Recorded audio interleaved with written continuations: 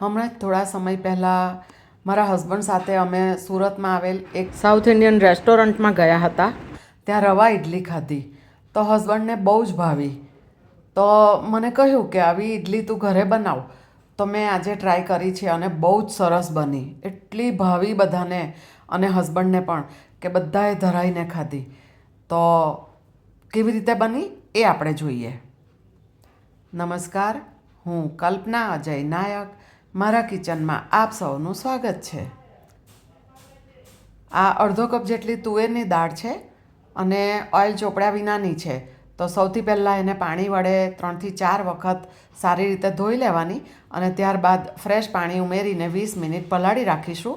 ત્યાં સુધીમાં ઇડલી માટે આપણે 1 કપ આ મોટો રવો લીધો છે. એને જાડા તળિયાવાળી કઢાઈમાં લઈશું અને ગેસ પર શેકી લેવાનો છે. ડ્રાય રોસ્ટ કરવાનો છે અને ગેસની ફ્લેમને મીડિયમ રાખવાની. રવો વધારે પડતો લાલ થઈ જાય એ રીતે નથી શેકવાનો, એનું ધ્યાન રાખવાનું.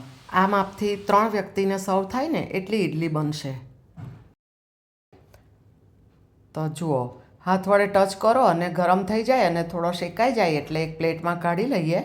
અને ત્યારબાદ એ જ કઢાઈમાં 1 ટેબલસ્પૂન ઘી મૂક્યું છે, 1 ટીસ્પૂન ચણાની દાળ, 1 ટીસ્પૂન અડદની દાળ અને હાફ ટીસ્પૂન રાઈ ઉમેરી છે.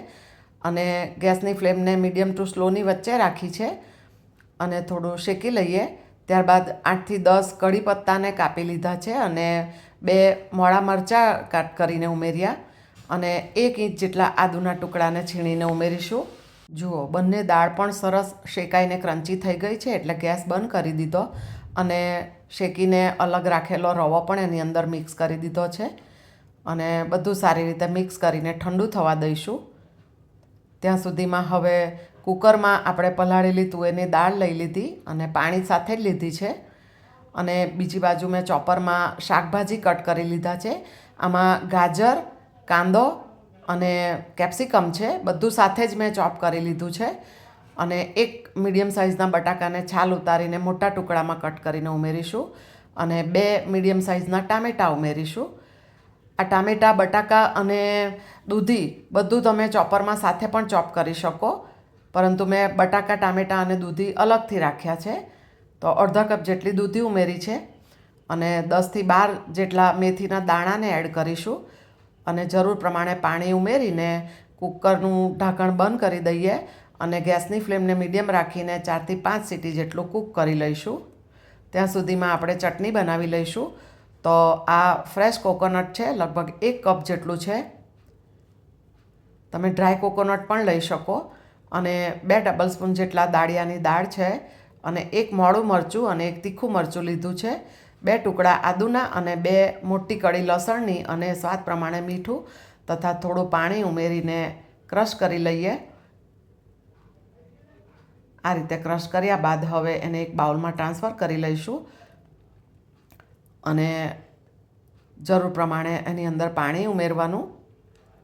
આ બાઉલમાં, મિક્સરના બાઉલમાં જ મેં થોડું પાણી લીધું છે અને ઉમેર્યું છે.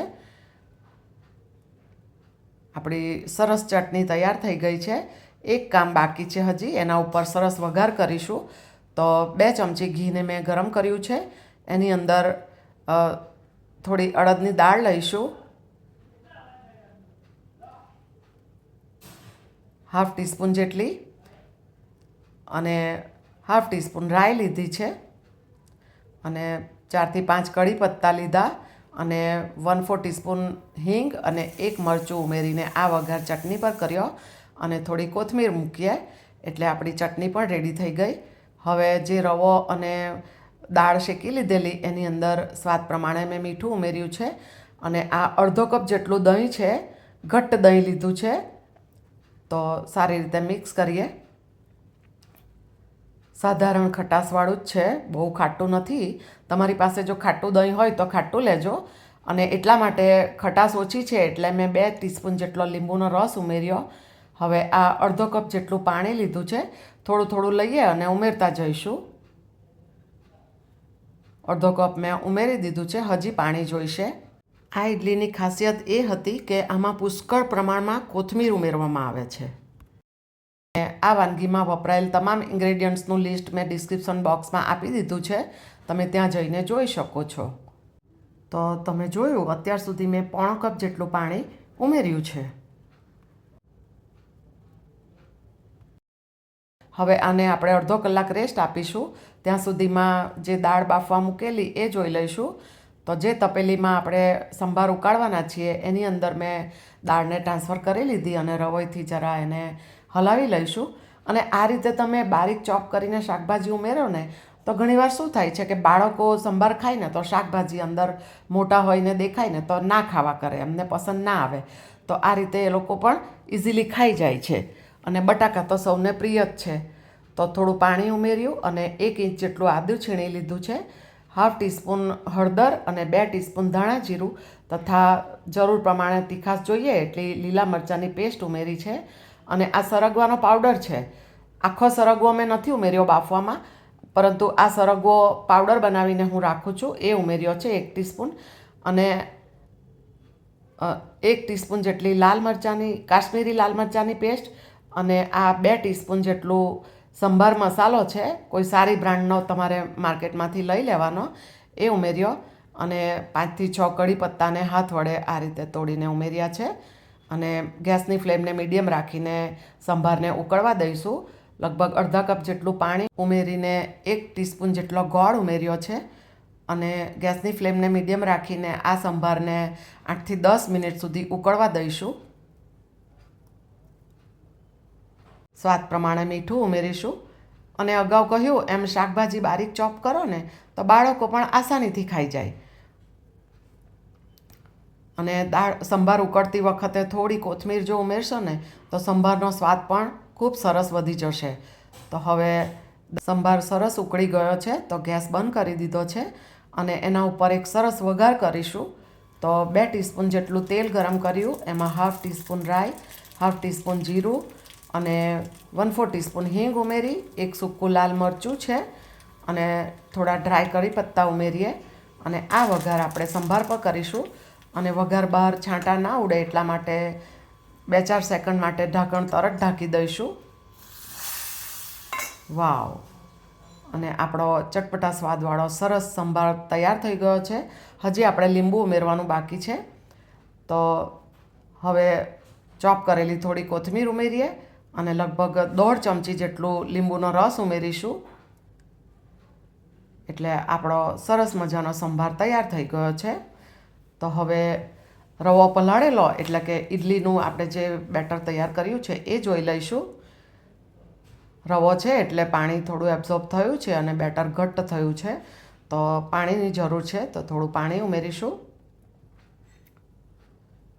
વધારે પડતું લિક્વિડ નથી કરવાનું, એ ખાસ ધ્યાન રાખજો.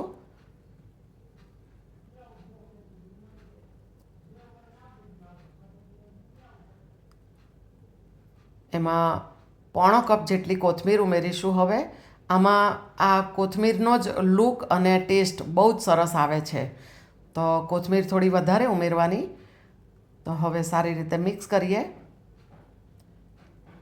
અને બીજી બાજુ મેં ઢોકળિયું ગરમ કરવા મૂકી દીધું છે. અને એમાં જે ઇડલીની પ્લેટ રેડીમેડ આવે એ નથી લીધી. આ શાકની જે ડીશ આવે ને એમાં હું ઓઇલથી ગ્રીસ કરીને ઇડલી ઉતારવાની છું. આ ઇડલીની સાઇઝ તમે જોઈ હશે, થોડી મોટી સાઇઝની જ આવે છે. તમે નોર્મલ નાની સાઇઝની જે ઇડલી આવે છે એ પણ બનાવી શકો, કંઈ વાંધો નહીં. હવે આ 1/2 ચમચી જેટલો ઈનો લઈશું. અને ઈનોને બદલે તમે જો ખાવાનો સોડા ઉમેરવાના હોય તો 1/4 ટીસ્પૂન જેટલો ઉમેરજો. થોડું પાણી ઉમેરીને સારી રીતે મિક્સ કરીશું. અને ત્યારબાદ આપણે ઇડલી મૂકીશું.